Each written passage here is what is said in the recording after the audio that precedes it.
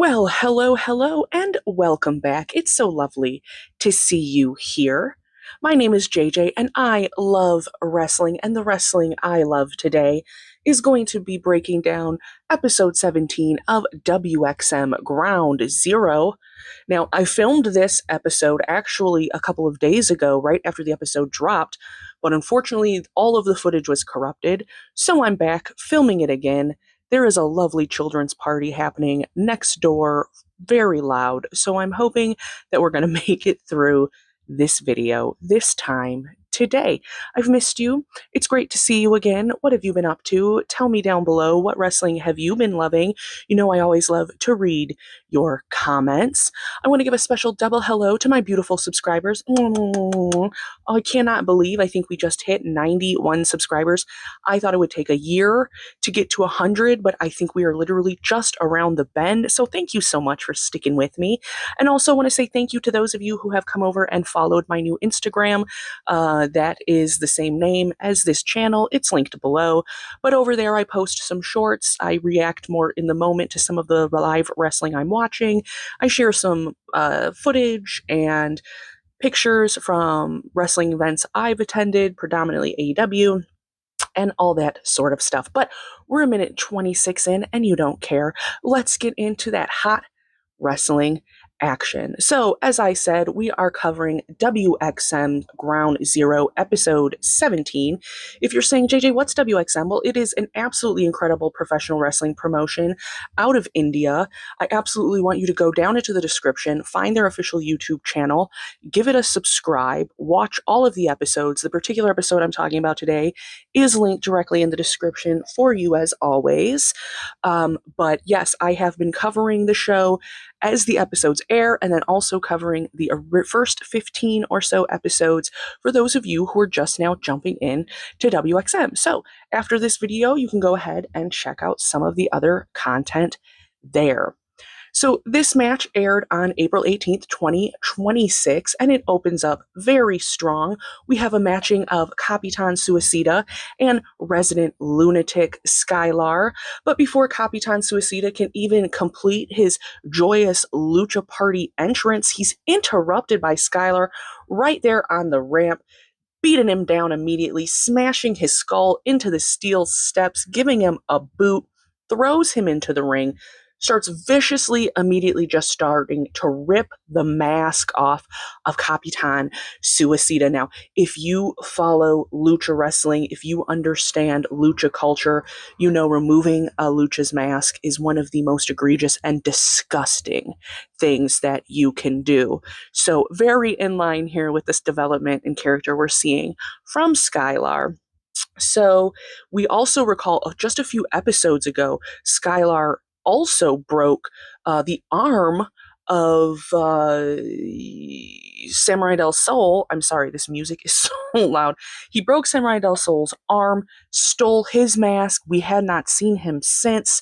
So thankfully, though, in this match, we see Flip Gordon running out to save him. Flip Gordon, a fellow CMLL lucha wrestler.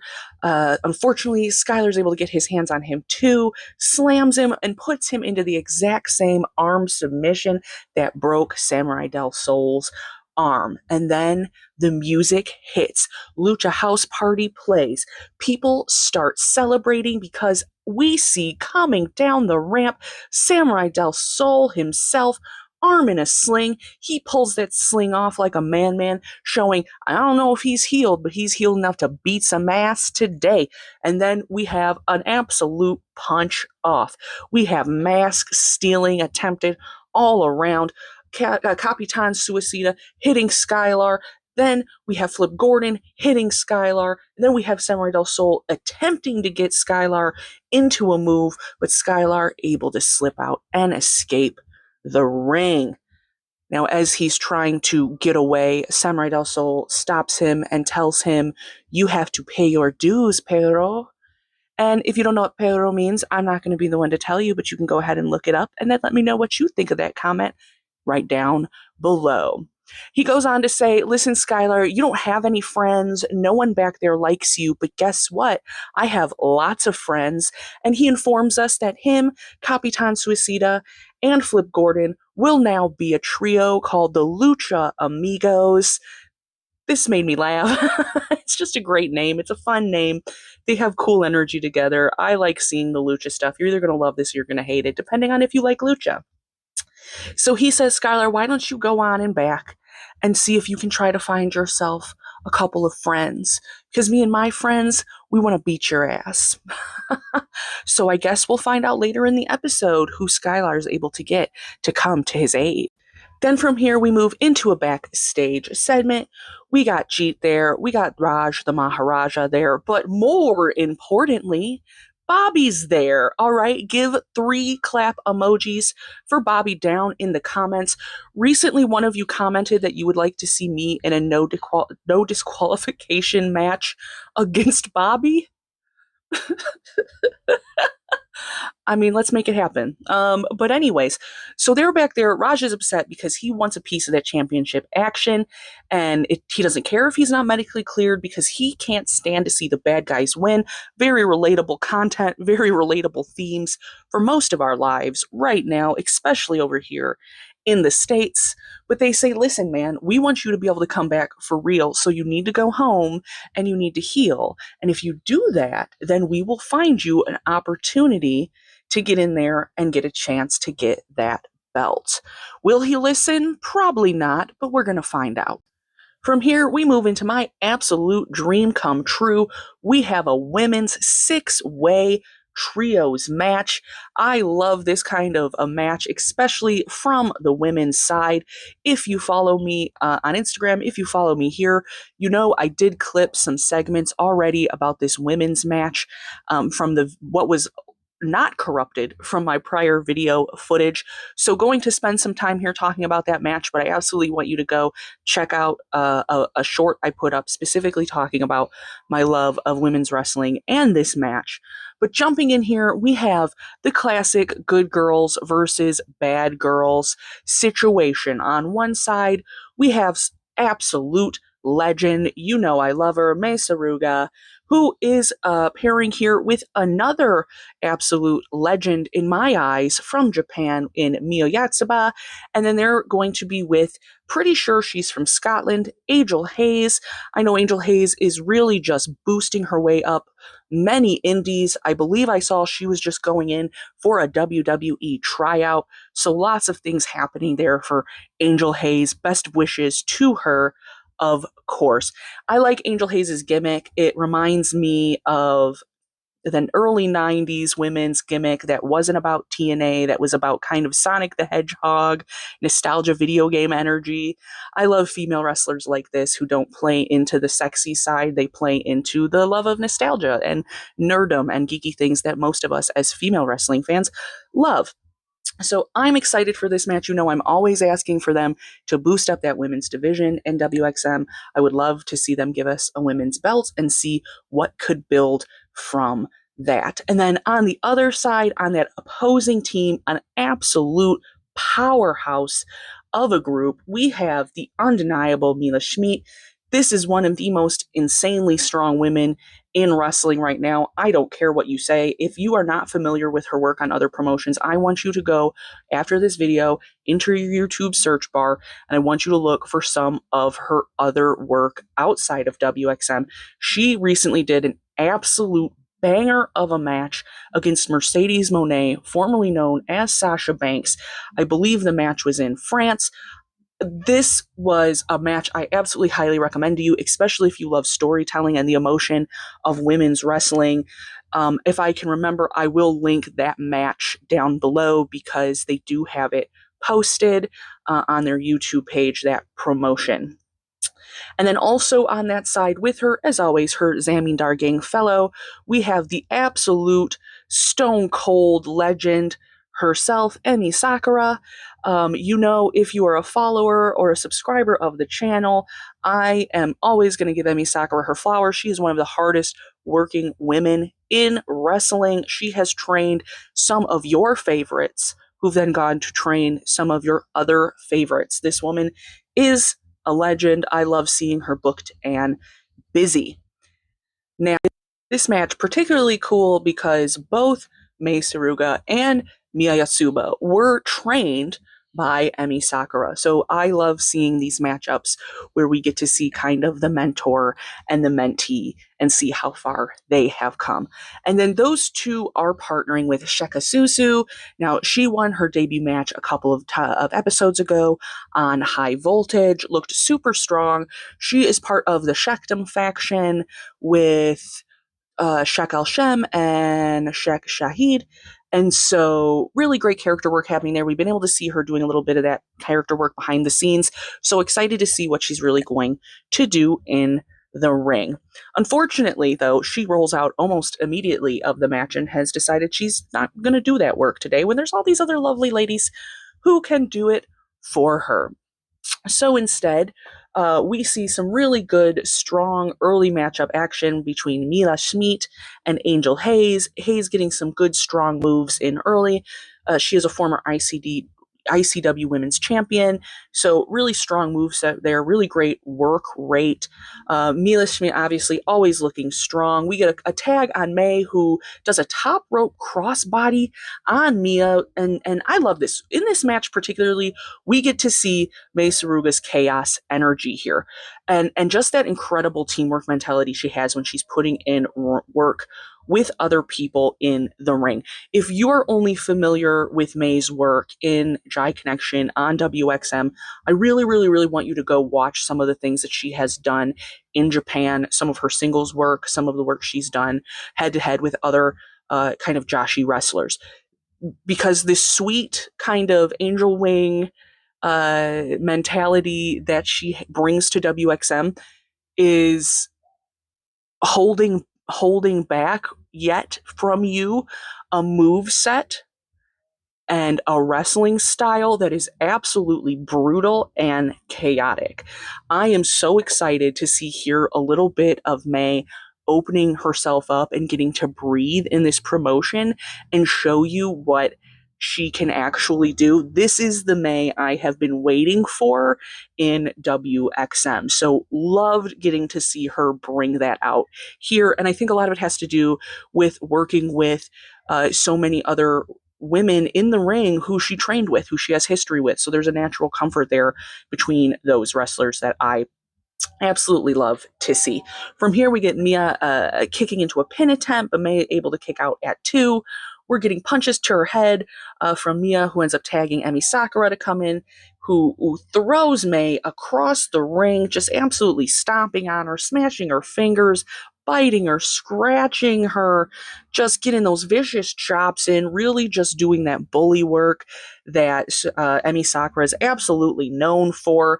Picks her up in a double underhook, just carries her around the ring like a little baby until May is able to escape and tag in Yatsuba, who comes in strong with an immediate drop kick to Emi Sakura. Also taking a moment to knock Mila Smidt out of the ring in the corner. Okay, but Emi Sakura pulling her in by the hair, getting the hammer. Then we see Suzu pulled in, Yatsuba picking her up and now carrying her around the ring like a little baby before giving her a power slam for that pin attempt to then be broken by Mila Smidt.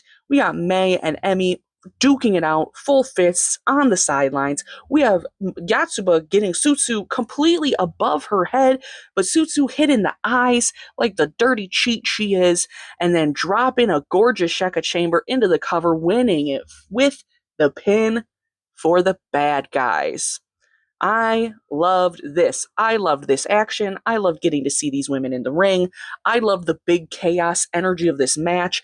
Everyone just everywhere giving it their all. I will say I was hoping for a longer match, if I'm being honest. I do talk about that more in that other video because we had 6 incredible women in the ring here with so many opportunities for how they could match up against each other, especially with all of that incredible history so many of these women have with each other across other promotions.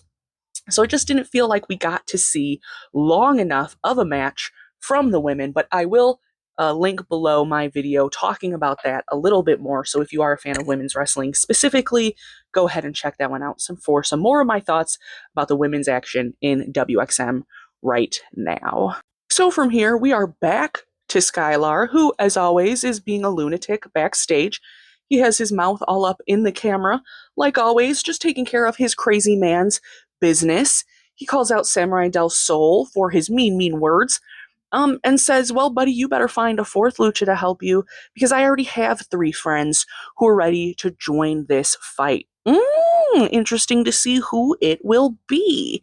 He also tells Dijak here that he knows exactly who attacked our lovely gentle giant Neel, and he's going to let us know next week. So if you're not aware, Donovan Dijak is in WXM currently doing an investigation to figure out who has been attacking Neel. So we got to tune in next week to find out who that was. Now, the streets are talking. The streets are talking, and there are a couple people who have been lifted up as possibilities. Could this masked man possibly be the Indian Eagle, Kevin Malik? Could this masked man potentially be Bobby, up to no good, doing someone's shenanigans like always? Could this be a woman? Oh my gosh, it could be. Who knows? I guess we're going to find out soon.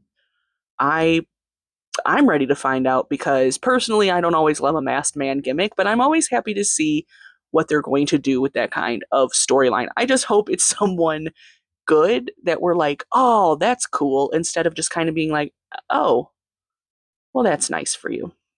From here, we're going to move right on in to our next match. This is Dijak versus Joe-san. Just an incredible match. This is 2 absolutely massive, powerful men locking in. We have really good, equally matched grappling here happening in this match. We got punches, kicks, lockups. We got corner action. We see Dijak getting Joe-san lined up for a big, juicy move, but Joe-san able to reverses it, ends up suplexing him right into the turnbuckle, and then picks him up and hits him again with a second German suplex. Dijak landing hard on that shoulder. He's absolutely selling the hell out of it during this match. You love to see it. We get a big right hand to Dijak with some big punches from Joe-san, tossing him into the corner for a body slam, dropping Dijak down to the floor. Again, absolutely selling the hell out of this big man's work. Then we see Joe-san pinning that right arm to get some punches to the chest, but Dijak able to get out of that maneuver on a 2 count. Then we get some big slap exchanges to the chest. Dijak eating a body slam into a cover for another 2 count kick out. We see a senton by big boy Joe-san himself, looking absolutely beautiful. That senton, Dijak here really selling that he's got this nerve pain from his neck, shooting down his arms. He's flexing his hands. We see then Joe-san here get to the second rope at the turnbuckle. Not someone you would expect to see get a little work on the ropes in, but we love to see it. And he pulls a super senton out, but unfortunately he slams ass to canvas. He was too slow on the move, and Dijak was able to escape. So now this is when that moment when the match swings directions, right? We have one corner, we have Dijak down on the ground, feeling defeated, feeling beaten up, looking to the crowd as he pulls himself up, begging for us to give him a little bit of that juice he needs to get back in there. So he's able to pull out some good punches, a couple kicks, a knee to the face, a clothesline, a big right hand. But Joe-san, the Babashar himself, he will not go down. We get more kicks, more elbows. Dijak ready to send him flying to the gods themselves. Gets Joe-san up and over for the cover attempt, but another kick out at 2. So again, we see Dijak here trying to set it up for a big move, but Joe-san again reversing that into a cover attempt with another kick out. Joe-san's enraged. Dijak's tired. He's mad as hell, and he's not going to take it anymore. So he's coming back with some elbows, a suplex attempt that gets blocked, a super kick into the face with a clothesline over the top rope. Then we get big Dijak, 6'7", all 6'7" of him, just hitting that over the top rope takedown to Joe-san outside of the ring, boots to the absolute back of the neck. He rolls him right back up into that ring. We get a Dijak hijack up on the shoulder. Joe-san gets out again. And not only does he escape, he pushes him right into the ref. So that's right, babes and babies. We have ultimate referee sleepy time. He's in the corner getting 50 winks. Someone should roll him home and get him into bed because he don't got time to call this match. He's got an appointment in dreamland. So while he's over there sleeping on the side of the ring, we get some more kicks to the face, and then we see Joseon pulling the ultimate dirty business in professional wrestling, folks. He goes over to the side of the ring. He has a little kiki with Lotta Mel. Is that his manager? Is that his buddy? I don't know. Is he the masked man? I'm suspicious of everyone at this point. But he asks him for something, and he pulls out a metal bracelet. Now, commentary called this Punjabi brass knuckles. I don't know if I can trust them, but I'm going to say this looked like a very thick, heavy brass bracelet up to no good. So we get a right braceleted hand to Dijak from Joseon. Dijak goes down. Joseon's proud. The crowd is mad. The manager's loving. The ref is still asleep. Dijak's ready to go to snooze land. So Joseon pulling him in to get a pin attempt, but when who shows up, who pops up, oiled up, shirtless as always, ready to go, but Raj the Maharaja. He starts stomping down Joseon. He's supposed to leave. He was supposed to go home. He doesn't care. He's got his eyes set on Lotta Mel. So here he comes, grabbing him by the mullet. Oh my God. You don't grab a man by his luscious mullet, Raj. This is 2026. Mullet solidarity. But he grabs him right by that mullet. He don't care, and he slams him into those metal stairs so hard. But because of this, Dijak, in that moment of distraction, is able to get Joseon into a finishing move. Feast your eyes, wins with the pin. And then we have Raj and Dijak forehead to forehead in the ring. Are they going to fight? Are they going to give each other a little kiss on the forehead? Nope. They just smile at each other, and Dijak takes his leave. And then Raj is there with a beautiful steel chair, and well, Joseon is there. So we might as well give him a little steel chair beatdown. He ain't got nothing on the calendar. He's supposed to be at home anyway. When out to save the day comes Bobby running out with security, but unfortunately Raj knocks them all down. He's shirtless. He's angry. You think a little security is going to be more than just a little snack for the Maharaj? Get out of here, Bobby. Bobby's not trying to get none of that. He says he doesn't have any more security to send. Bobby, y'all, the hardest working man in professional wrestling. When Maharaja's music hits, this music fucks, pardon my language, high key. Raja Maharaja has the greatest music in the promotion. I listen to this track every day. So from here, we are reminded of the absolutely disgusting segment I told you about in my short between Lady Catherine and Shakti last week. I didn't like this, and I know, you're going to tell me again I'm being too sensitive about these characters, but listen, I am a mark for wrestling, and I like to be a mark for wrestling. I understand that these are characters. We can all have fun. Are we on the same page? I surely hope so. But listen up. Where I come from, where JJ comes from, to put your hand on another woman's face is the ultimate show of disrespect. I'm talking on-site disrespect. Language learning with JJ. On-site means anytime I see you, no matter where we are, no matter what we're doing, no matter who we are with, we are going to fight. So I don't like that.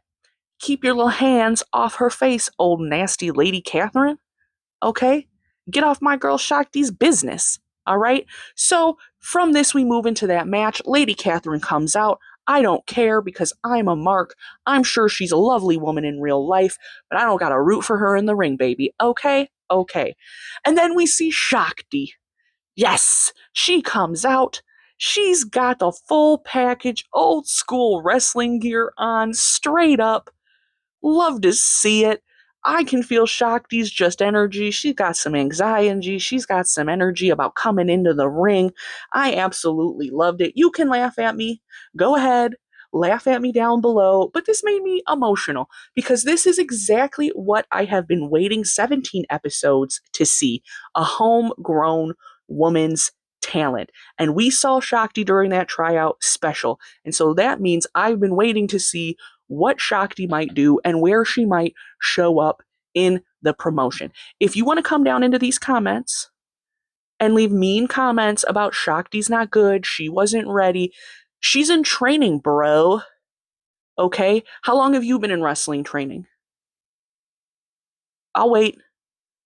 Guess how wrestlers get good? By being in the ring. Every single wrestler will tell you that. It is like anything else. You get good by doing it, and you get better by doing it in front of people. So if you want to have homegrown talent, and you want to have a training center, and you want to be able to support those folks, then when you see them on the show, my loves, you have to support them. Okay? So big ups. Big ups to Shakti, because this is exactly what I wanted to see. So she gets down there in the ring. Lady Catherine comes at her with that fake handshake, doing some wailing on the back, pushing her, looking absolutely weak. And I say that intentionally. Lady Catherine here is doing some work in the ring on you to look weak, to look like she doesn't know what she's doing. This is character work. I'm all about character work in the ring, so this does not bother me at all. But we do see her choking Shakti in the corner when we kick over to Sterling, sitting ringside, drinking what I assume is piss, cheering her on. Shakti hitting her from behind with a delicious 360, slamming her around the ring with a few old school slams to match that old school wrestling outfit. Okay, but then we see Shakti eating an elbow. She don't care. She still stands up strong, giving Catherine the opportunity to slam her head into the turnbuckle in a fake out and then pull her in for a royal flush and pin Shakti for the 3 count. But listen, nobody's happy she won. Okay, I'm not happy. The crowd's not cheering. Not even heel heat. Not even heel cheering. Silence. Just silence. As it should be. But eventually the polite nature of the crowd does kick in, and we get some applause, mostly boos, when Sterling gets in the ring and hits the mic. Now, he comes out and basically says that, Lady Catherine wants another. She has time for another match. So if there's anyone who wants to come out and give her a little, she would like to take it. Music hits. Big, powerful music. I get excited. Someone's obviously coming out we haven't seen before. Out comes Kanji. Kanji is a wrestler from the UK. You may know her from Progress or Rev Pro. Incredible work set, incredible work rate. Very, very excited to see what she will do here in the promotion. Commentary desk, English commentary desk, making it very clear to you that Kanji is indeed of Indian descent. So I guess we're getting a little angle here of, 2 homegirls coming out to defend each other against Lady Catherine, which I would like to see. I love to see that.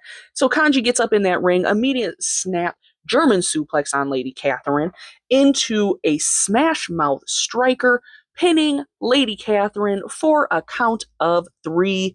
You love to see it, especially over here on this channel. But let me tell you something. After this, we have a moment where her and Shakti come out to the side of the ring. They throw some hot piss or tea into Charles Sterling's face. They have a nice moment with the crowd. I loved it. But I want to make something real clear. Get real close, okay? I want to make something real clear to you. Don't you ever job my girl Shakti out like that, okay? Don't you ever job my girl Shakti out like that. Don't do it. Okay? Don't do it. Don't job my girl Shakti out like that ever again. Ever again. Okay? Shakti, please know, I hope you get so strong. I hope you get so jacked in that ring. I hope your move set becomes so smooth that you come out there and you wipe the floor with every talent in the budding women's division on WXM. You got a fan cheering from you here all the way in the United States. Do it. Get it done, girl. Now from here, we're backstage. We have a reminder of that match last week between Balian Aki and Morris that I am still salty and angry about an absolute travesty of a cheating win with the feet on the ropes by Morris, and I hate to see it. So we have an interview segment here with Jai Connection about that upcoming tag team championship match between them and that team of Morris and Robbie X. You know, Aki, rightfully so, calling out how Green did not call out Morris's cheating, not neither to to Morris himself nor to the ref during the match. He just sat there and watched his old buddy cheat.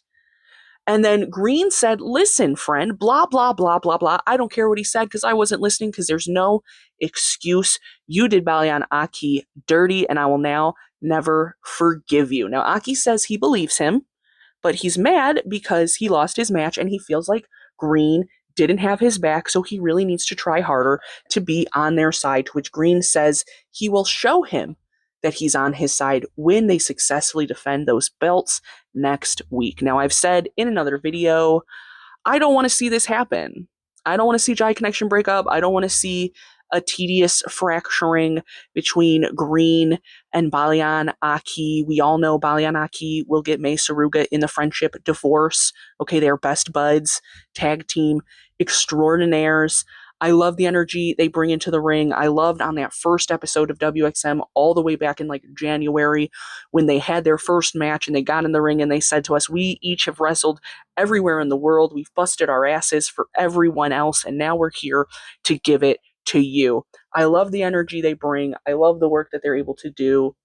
Now, if this opens up opportunities for more single work from Balyan Aki, I am all for it because I think he is one of the most technically sound and gifted strikers in WXM, and I would love to see him in more singles action, but I don't need to see a tedious breakup plot, especially if it's not so we can send Green back into trios action with two other foreign talent wrestlers, right? I like what they have going on here, but I absolutely know you might disagree. So feel free to tell me down below. Now, from here, we move into the big match for me. Now, I have a whole short where I talk exclusively about this match, so please go to the channel and check it out. But all my usual Neel thoughts here. This is the big, bulking, juicy man. He always looks incredible. He always slams it in the ring. He just has an incredible look, strong, quiet energy, and I think that he's really going to go extraordinarily far with the right kind of storyline and the right kind of maybe voice on the mic. Now, after this, his opponent, Big Damo, coming out. Last time we saw Big Damo was when he was choking the life out of Axel Tischer backstage, to my recollection. I'm familiar with him from Progress, but yeah, we saw Axel Tischer approach him in a backstage segment where he was trying to tell him that he apparently got beaten up by a whole gang of Indian men, and unfortunately, Big Damo just choked him right out. Yes, he does not care. He's here for one thing, and it is an opportunity to get that belt. Now, he got into this match by defeating Sheikh Al-Sham a few episodes ago, because both men here in this match competing for a spot in that final four-way for the championship belt. Now, Skylar, as of this episode, the only of those four places that has been filled. So the match starts with a show of respect between both men. Let's get going here. We got Big Damo, big dude, hairy dude, massive dude, locking up, trying to knock each other down, neither able to make progress, very evenly matched. I said in my other video, on one side we have Neel, who is pure beef. On the other side, we have Big Damo, who's pure meat. Two very different displays of strength here. A lot of equal push happening throughout this match. We see Neel hit some gorgeous 6.5 foot leaps during this match right over Big Damo's head. We see Big Damo hit Neel with that divine crossbody. That's a leaping body slam all right into Neel's body. Just big strength happening here. Neel attempts to pick up Damo once. It does not work. We got Big Damo here taking the lead, throwing Neel into the corners, ragdolling this big, beautiful man all over the ring. They're clotheslining each other over and over and over. Neel at one point, no joke, getting 10 clotheslines in a row on Big Damo in the corner, but Big Damo able to reverse that and crush Neel up like a little ball. They're pushing each other back and forth across the ring, trying to get that hand up on each other. For a moment here, we see Big Damo getting up on that turnbuckle. What was he going to do? We'll never know, because at this point, Neel kicks him straight in the face. Okay, he gets up out of the whole ring, letting Neel set up to do a beautiful dive over the top rope into Big Damo on the outside, clipping him at the ankle. Then we got Neel tossing Big Damo back up into the ring. Unfortunately, Damo able to get a few more punches in, another kick to the face, setting him up again for that big cross body. But this time, Neel catching him in the air, carrying him around the ring, before tossing this man like a sack of potatoes into a suplex. This is just gorgeous, crazy, crazy strength here from Neel. A reminder, at the top of the card, they had Big Damo billed at 340 pounds, I believe. So just incredible strength on display here in the ring. When, oh my God, this damn masked man. The masked man interrupts the match, grabs Neel's leg, distracting him, so Damo is able to get in a drop kick, gets back up on that second rope to drop a Damo bomb, gets on the ropes a second time, hits him with it again. The 3 count on Neel for the pin and the win, and oh my God, Damo moves on to the final 4-way. Now, I said it in my short. I'm shocked. I'm upset. Something you need to learn about me as you watch us kiki about wrestling together. You'll come to understand I hate distraction and run out ends in matches when they are overdone. I want to see people win clean more often than I see them win as a result of interference. I think it sometimes can downplay the wrestling that's happening in order to push storylines that maybe we're already seeing pushed in other places in the promotion. So yes, obviously here setting up that long-term storytelling, continuing that plot point of someone is obviously so intimidated by Neel that they have to keep knocking him down and stealing these opportunities for him. This sets us up for continuation of that the Donovan Dijak Investigates segment, which I'm not mad about because I love the storytelling. I love the character work.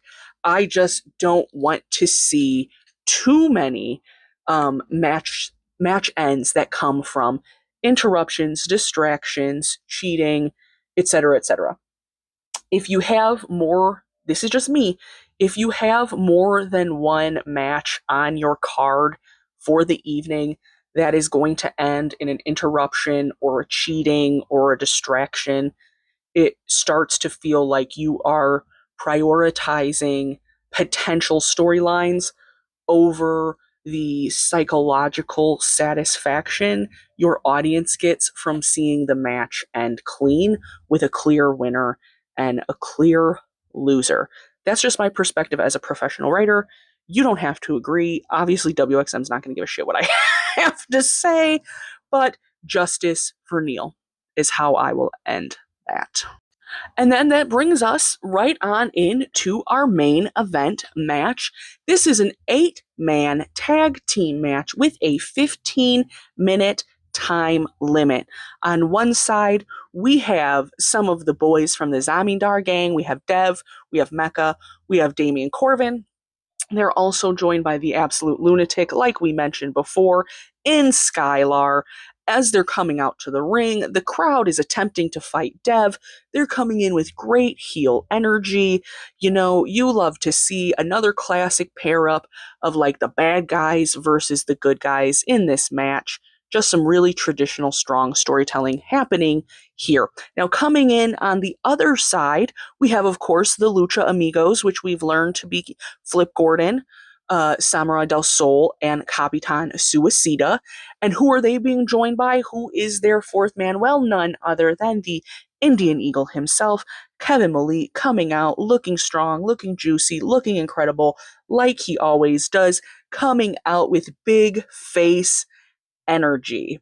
I love Kevin Malik in this match. There's a couple reasons why that I will point out as we go. But this starts almost immediately. We get pure chaos outside the ring. Skylar immediately puts Flip Gordon through those steel stairs. We have Mecca putting Samurai Del Sol over the commentator table. We have Dev and Kevin Malik just punching and kicking each other. Everyone's taking turns, beating the hell out of each other, as you can expect, before anyone can even get into that ring. We have Mecca trying to break Gordon's arms right on those steel steps, and then Flip and Damian Corvin finally making it up in that ring to square up. Bell rings. This match is officially started. We see Flip flipping, but unfortunately, Corvin just power slamming the hell out of him, tagging in Big Boy Mecca to throw Flip into the corner so Mecca can get some squashing and some stomping in too. He ends up biting on his ears. Here comes Skylar to get a couple stomps in. Basically, this whole team is just beating up poor Flip Gordon, beating his midsection in the corner, dragging his face on the ring ropes, trying to choke him out on the ring with his knee, just on top of him, slamming his head into the ring mat. Skylar's out of control. Like always, we get a little bit more biting. Flip Gordon, you need to get out of there, brother. There ain't going to be no parts left. The crowd, though, going crazy. They're cheering for those luchas. They want that lucha action. We got blood in the ring, blood on the ring mat. Tell me below how you feel about that. I'll be so real. I am a death match girly. I love the blood and the guts. As long as folks are working safe, I love to see it. Let them express that part of themselves. You are never going to see me complain about a little bit of blood, a little bit of razoring, a little bit of brutality, because I think there is a place for that in wrestling. You don't have to agree, but I do. So then here we have Dev tagging in some good punches in the corner, throwing that referee into the mix, just absolutely just ganging up, continuing to beat up poor Flip Gordon. But, Dev has time to take a little break to flirt with Mila Smidt, as always, who's on the sidelines, allowing Flip an opportunity, thankfully, to escape before eating an absolute elbow. Then Dev tagging in Damian and Mecca, stopping Flip again, just stopping him from that attempted escape out of the ring. But thankfully, finally, he is able to get out of there, hit a super kick, and tag Samurai Del Sol, who gets caught immediately trying to leap into that match. They toss him out of there, but he's able to land on his feet, taking the two of them out with a double hurricanrana. We see, Mecca takes a hit. Damon Corman takes a hit. Flip is flipping off the top rope into a double overhead neck breaker on these two gentlemen. He ends up taking out Skylar, bringing Dev in here to land a kick, but Kevin Malik ends up jumping in to beat him up too with some elbows and the knees, slapping Dev, doing some of that top rope work, looking a little rough for a moment, but really pulling off that top rope move in the end. We see some sloppy, chaotic, over the top rope action, a hit to the floor. Capitan coming over that top rope, accidentally taking out Kevin Malik. So now Dev has a metal chair, as one does. He's ready to get that action in. But here we have Capitan Suicida begging Dev, letting him know we are using CMLL rules, and CMLL rules state that you cannot do that. Now, CMLL is one of the oldest lucha promotions in the world. They are a huge promotion in Mexico. They're partnered with AEW and a bunch of other people. So a lot of the luchas you're seeing here are from CMLL. If you like what they do, you can also see them pretty regularly, both on CMLL's shows as well as on AEW.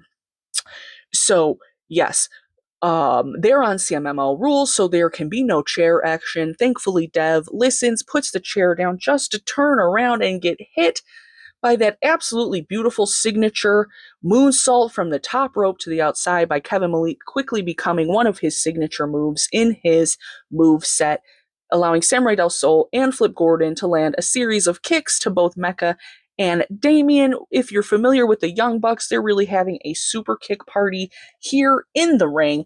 We get Capitan Suicida again over the top of Flip's body to knock them out in the ring, hitting a dual second rope Suicido on the group. When we look over and up, and randomly we see Capitan Suicida on the top of a ladder, leaps off the ladder onto the entire group, knocking everyone down. In this moment, the good guys are celebrating, but the camera pans, and for a moment, we get a look at Kevin Malik, the Indian Eagle himself, and he looks absolutely shook up. He's looking around in that split moment, looking around like, this is chaos.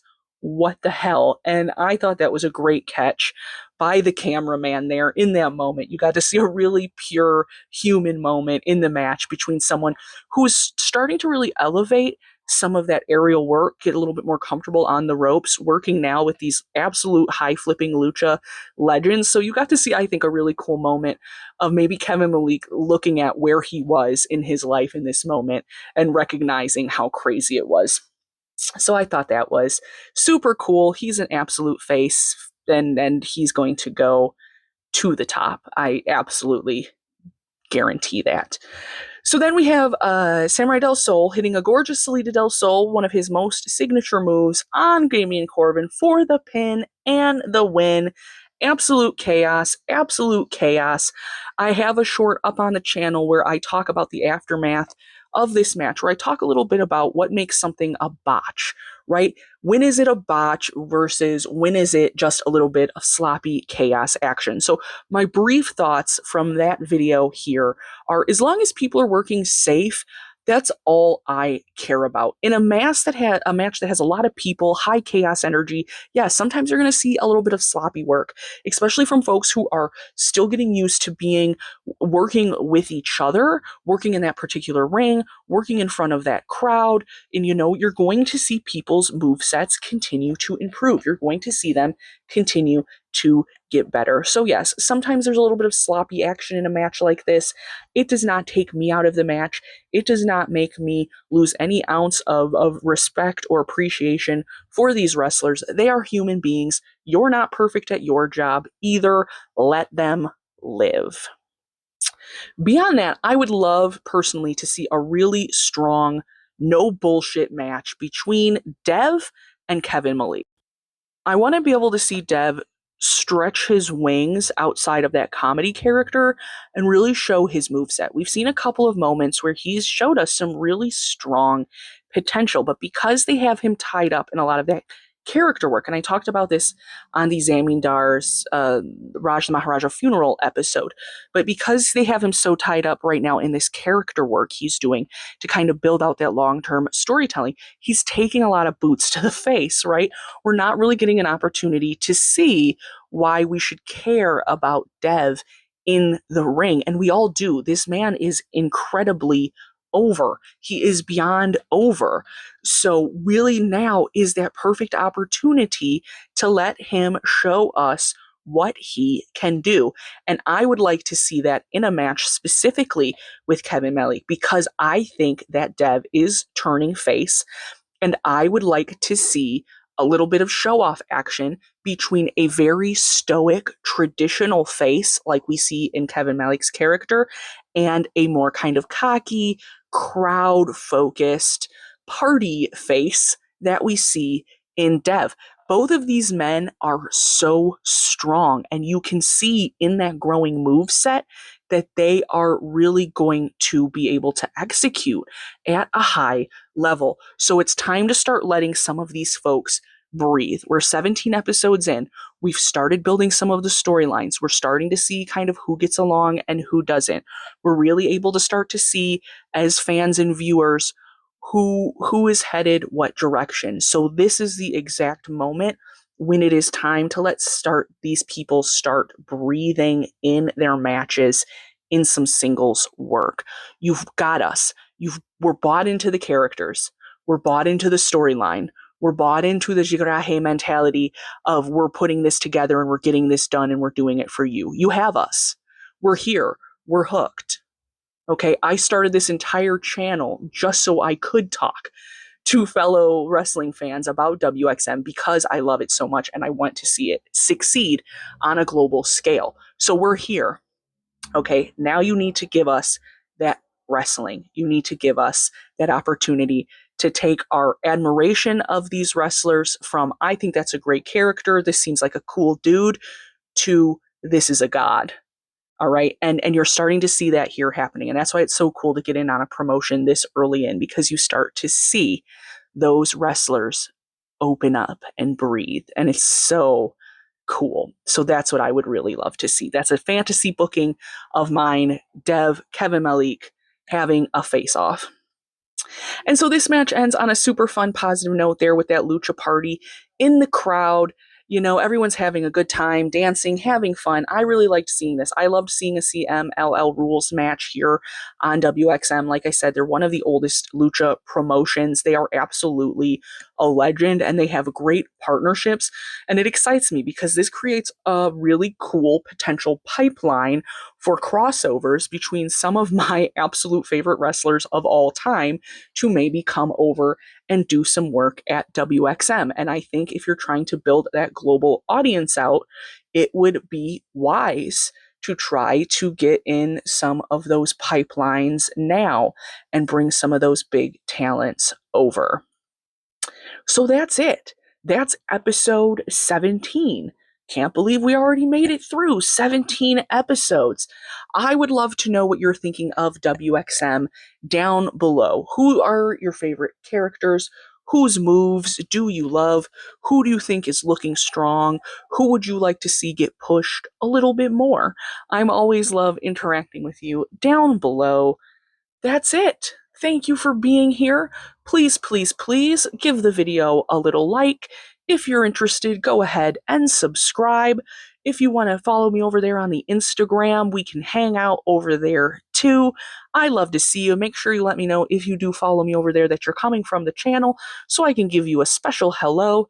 And I, as always, am JJ. I fucking love WXM Indian wrestling, and I'm gonna see you right here in my bedroom for the next one.